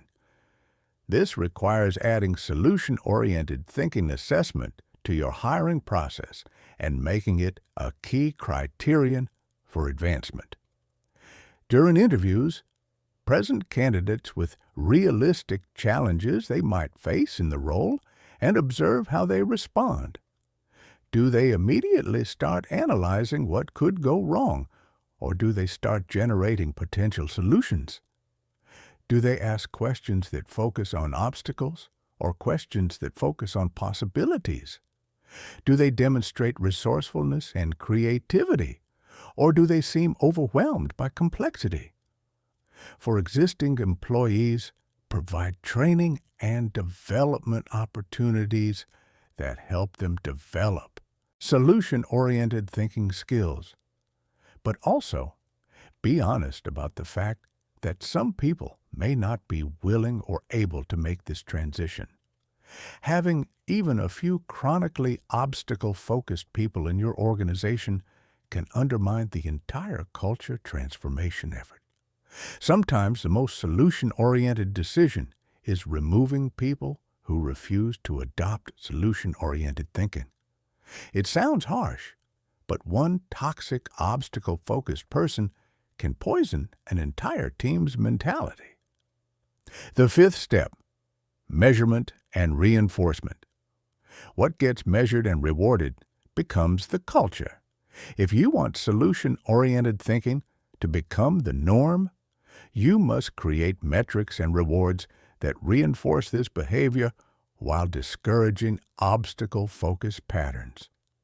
This might involve tracking metrics like the number of solutions generated per challenge identified, the speed from problem identification to solution implementation, the percentage of meetings that result in specific action commitments, or employee engagement scores around problem-solving confidence.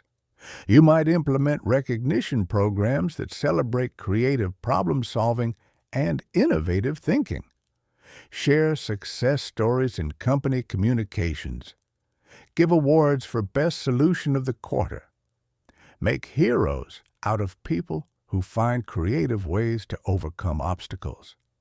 More importantly, you must stop rewarding obstacle-focused behaviors that many organizations accidentally encourage.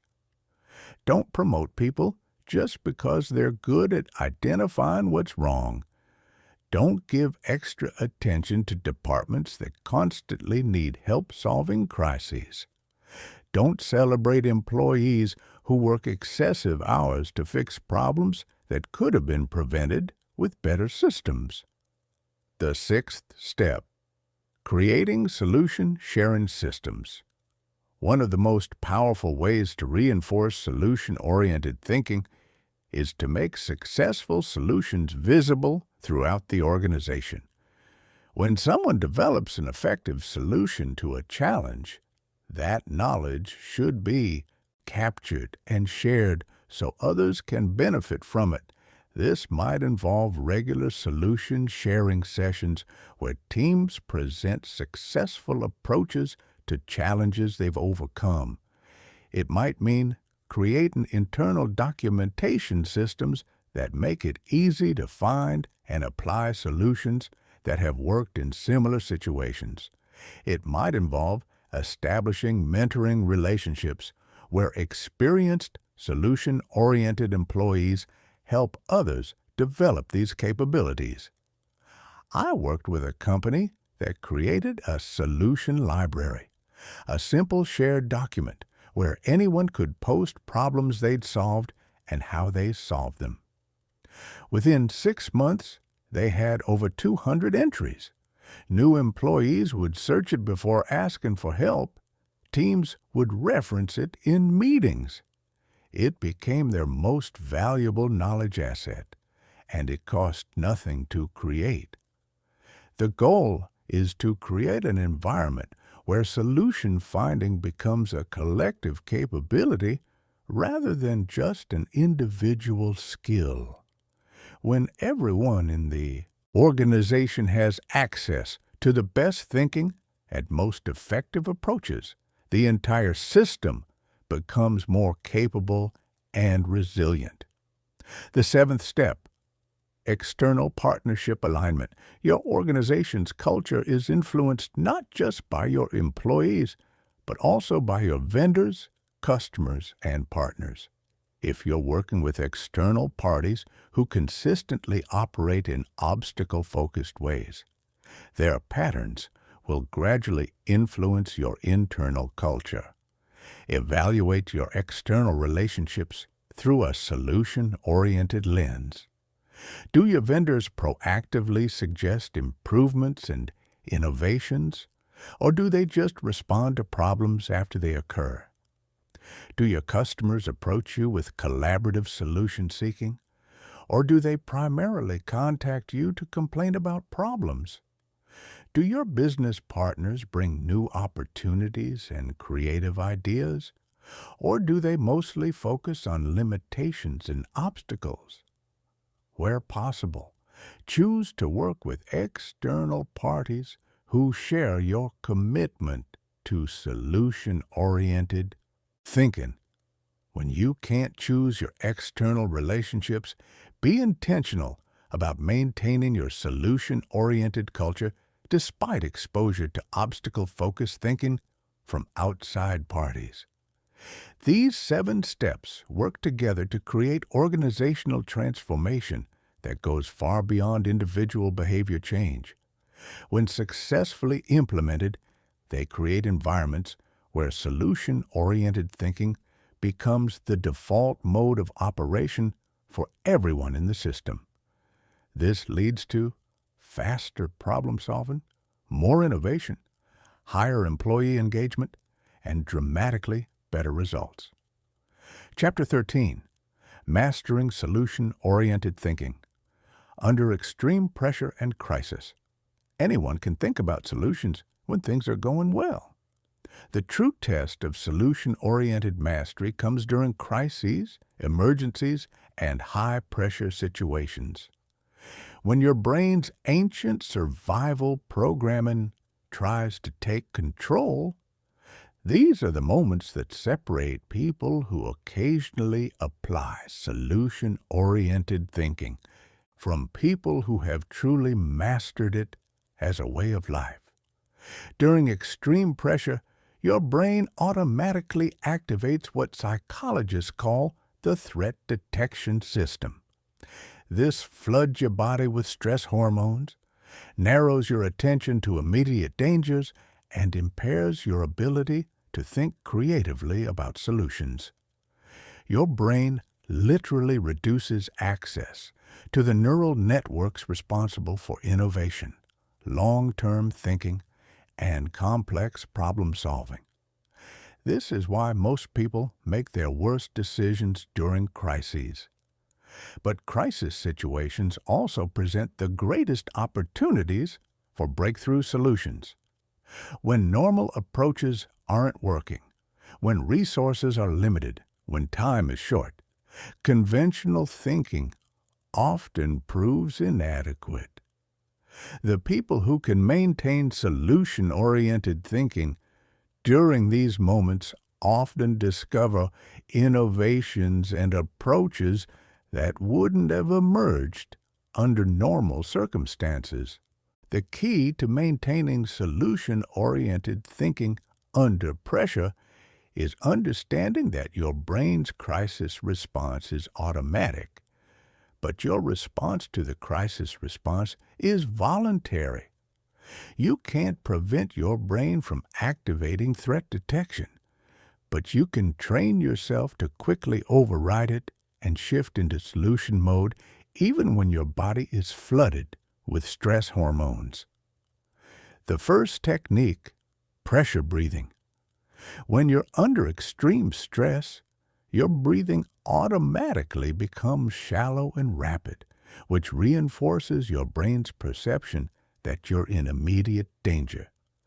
By consciously controlling your breathing, you can actually calm your nervous system and restore access to your higher-level thinking capabilities. The specific technique involves taking slow, deep breaths where your exhale is longer than your inhale. Breathe in for 5 counts, hold for 3 counts, then exhale for 7 counts. Repeat this pattern for 2 to 3 minutes. This activates your parasympathetic nervous system, which counteracts the stress response and allows your brain to shift from survival mode to problem-solving mode. This isn't just a relaxation technique, it's a tool for accessing better thinking under pressure. When your nervous system is calm, you have access to creative thinking, memory recall, and strategic planning capabilities that are impaired when you're in stress mode. Taking 3 minutes to regulate your breathing can dramatically improve your ability to find effective solutions during crises. The second technique, solution-oriented situational assessment. Most people respond to crises by immediately focusing on everything that's wrong, which amplifies their stress and makes the situation seem even more overwhelming than it actually is. Solution-oriented assessment involves a systematic process for gathering information without triggering additional stress responses. Start by identifying exactly what needs to be solved without adding emotional interpretation. Instead of, "This is a complete catastrophe and everything is falling apart," you assess, 3 of our major clients canceled contracts today, creating a revenue gap of $40,000 monthly. Focus on specific factual information rather than catastrophic interpretations. Next, quickly inventory your available resources without dwelling on what you lack.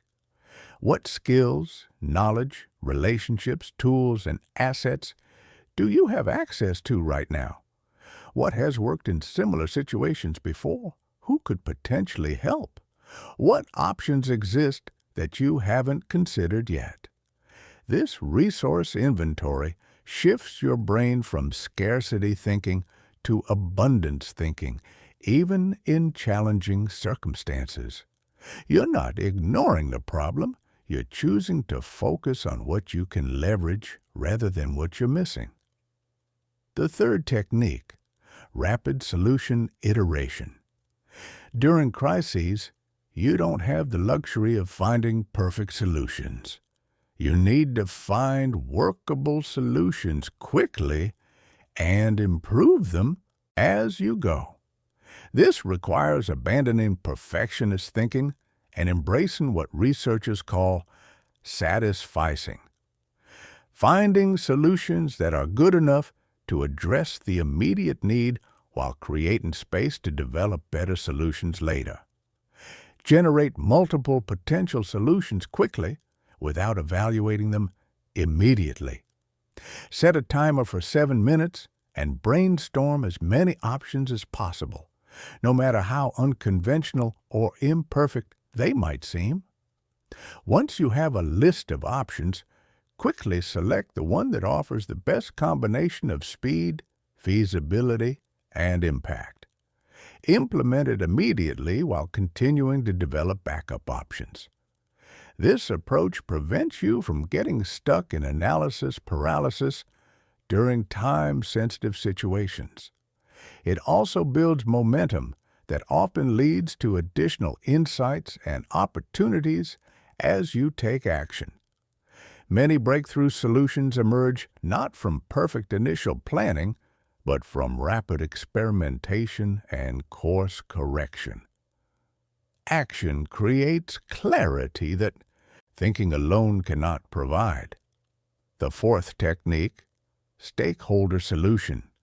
Mobilization crises often feel overwhelming because you're trying to solve everything yourself. But crisis situations also create opportunities to mobilize help from people who wouldn't normally be available. The urgency of the situation often makes others more willing to contribute resources, time, and expertise than they would under normal circumstances. Quickly identify everyone who has a stake in solving the current challenge. This includes obvious stakeholders like employees, customers, and investors, but also less obvious parties like vendors, competitors, industry associations, and even government agencies. During crises, traditional boundaries often become more flexible, creating opportunities for collaboration that wouldn't exist otherwise. I've seen competitors help each other during industry crises. I've seen vendors defer payments to help clients survive rough patches. I've seen customers become advisors and advocates when they understood the situation. Reach out to potential helpers with specific, actionable requests. Instead of just explaining the problem and hoping for help, present clear options for how they could contribute. Make it easy for others to say yes by giving them specific ways to help that match their capabilities and interests. The fifth technique, learning acceleration. Every crisis contains valuable lessons that can help you prevent similar situations in the future or handle them more effectively if they occur again. But most people are so focused on just surviving the immediate challenge that they fail to extract these lessons systematically. During the crisis, keep brief notes about what you're learning, what approaches are working, what assumptions proved incorrect, what resources turned out to be more valuable than expected, what relationships provided unexpected help, what skills would have been most valuable to have before this crisis occurred. After the crisis passes, conduct a systematic after-action review. What were the early warning signs you could watch for in the future? What preventive measures could reduce the likelihood or impact of similar situations? What capabilities should you develop to handle these situations more effectively? What systems or processes need to be improved? This learning extraction ensures that every crisis makes you stronger. The worst crises often become the best teachers if you're willing to extract the lessons they offer. The sixth technique, maintaining future-focused crisis. Situations naturally pull your attention toward immediate problems and short-term survival. But the most effective crisis management involves simultaneously addressing immediate needs while positioning for long-term success. The decisions you make during crises often have implications that extend far beyond the immediate situation. Ask yourself, how can we handle this crisis in a way that actually strengthens our position for the future? What opportunities might emerge from this challenge that wouldn't exist otherwise? How can we use this situation to develop capabilities, relationships, or innovations that will serve us long after the crisis passes? This future-focused thinking prevents you from making desperate decisions that solve immediate problems but create bigger problems later. It also helps you identify opportunities for breakthrough improvements that often become visible only during challenging periods. Some of the best business pivots, relationship transformations, and personal breakthroughs happen during crises because the urgency forces clarity and action that normal circumstances don't provide. These techniques work because they address the specific ways that pressure and stress interfere with solution-oriented thinking. They help you maintain access to your full cognitive capabilities even when your body is telling you to panic. They prevent you from making crisis-driven decisions that create more problems than they solve, and they position you to emerge from challenging situations stronger and more capable than when you entered them. Chapter 14, The Long-Term Mastery Path, Becoming a Solution-Oriented Leader that Others Follow. Developing personal solution-oriented thinking is just the beginning. True mastery comes when you become the kind of person that others turn to for guidance during challenging times. When people know that you can find solutions where others see only problems. When they trust your ability to navigate uncertainty and complexity. When they feel more capable and confident just by being around you. That's when you've achieved solution-oriented mastery. This level of influence doesn't happen by accident. It requires deliberately developing leadership capabilities that go far beyond personal problem-solving skills. You must learn to help others access their own solution-finding abilities, to create environments where innovative thinking flourishes, and to maintain unwavering confidence even when facing seemingly impossible challenges.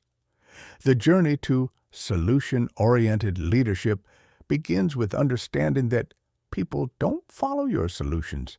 They follow your certainty that solutions exist. Anyone can present a good idea when they happen to think of one, but leaders who consistently attract followers are those who maintain unshakable faith in human capability and resourcefulness even when they don't yet know what the specific solutions will be. This certainty isn't based on arrogance or false confidence. It's based on deep understanding of human history, psychology, and potential. Throughout history, people have consistently found ways to solve problems that initially seemed impossible. Every technology you use, every system you benefit from, every convenience you enjoy exists because someone refused to accept that a challenge was unsolvable. Solution-oriented leaders understand this pattern and communicate it to others through their energy, language, and decision-making. They don't promise that solutions will be easy to find or quick to implement. They promise that solutions exist and that the team has the capability to find them if they approach the challenge systematically and persistently. The first element, developing solution efficacy in others. This is the belief that solutions are possible and that the individual has the capability to contribute to finding them.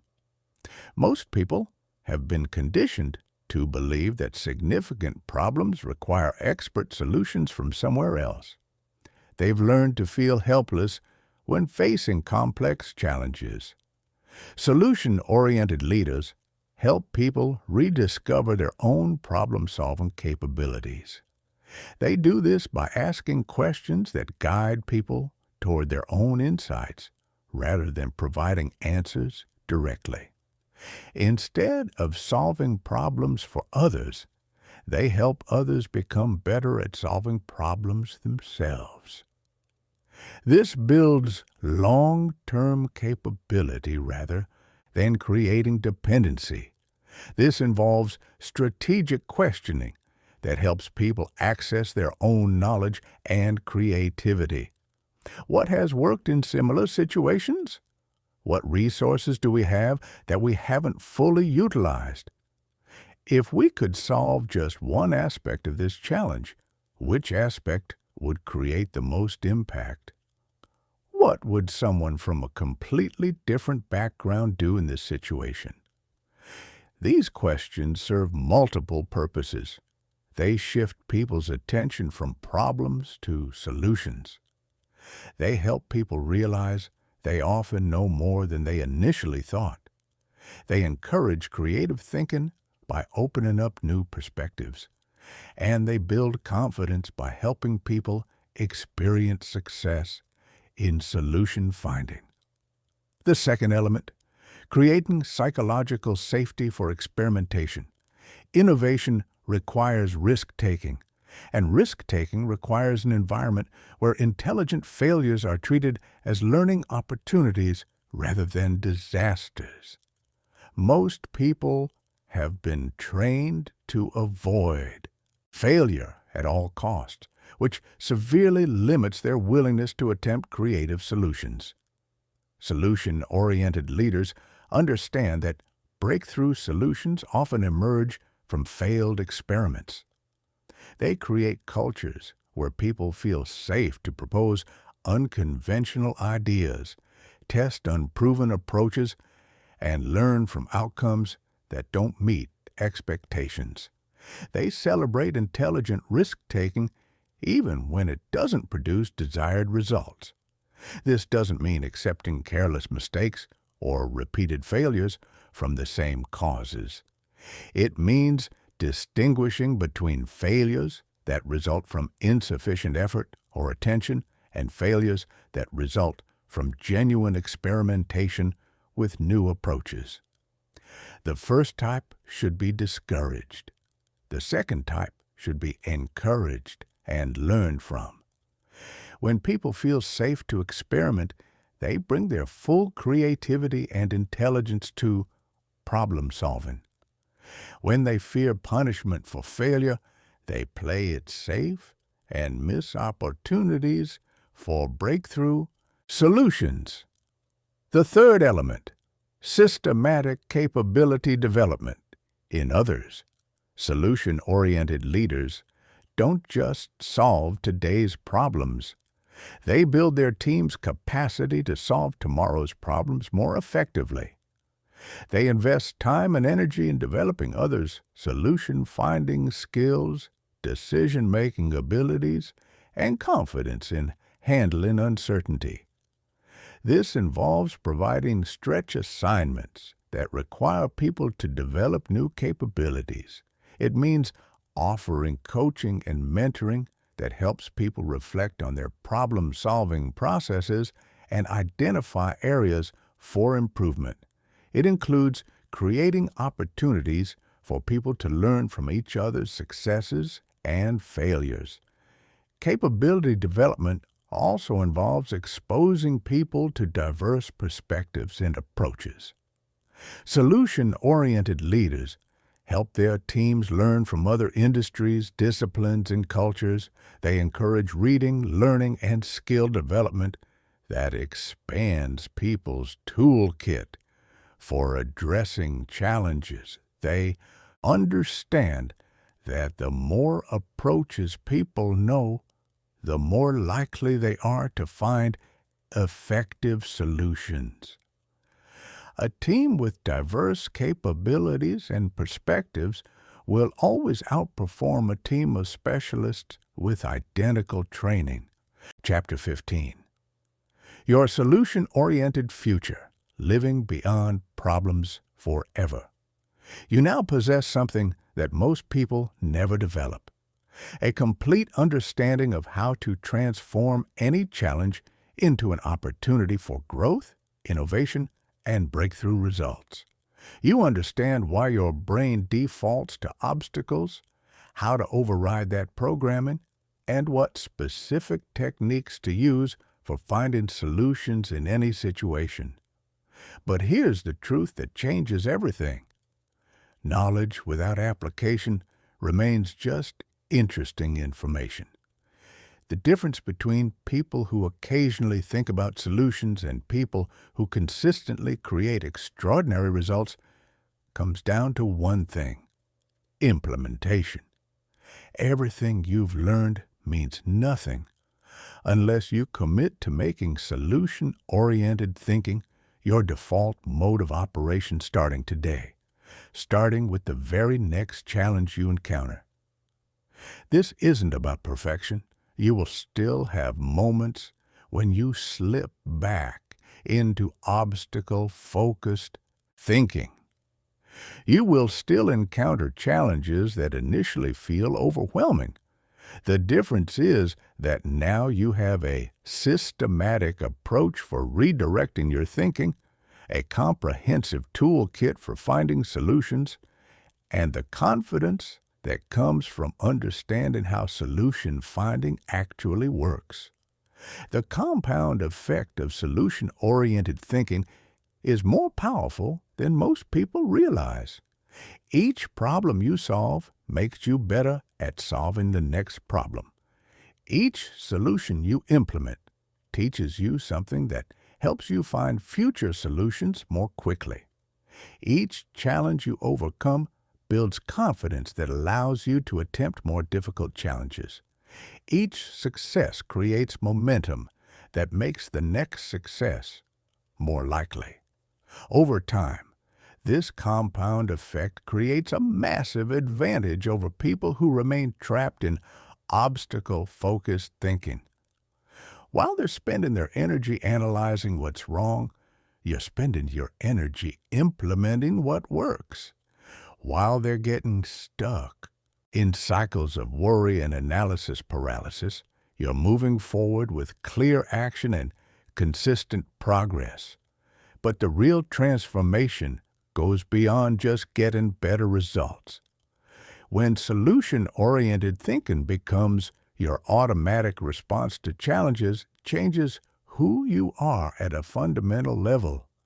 You stop seeing yourself as someone who has problems and start seeing yourself as someone who finds solutions. You stop feeling like a victim of circumstances and start feeling like the architect of your outcome.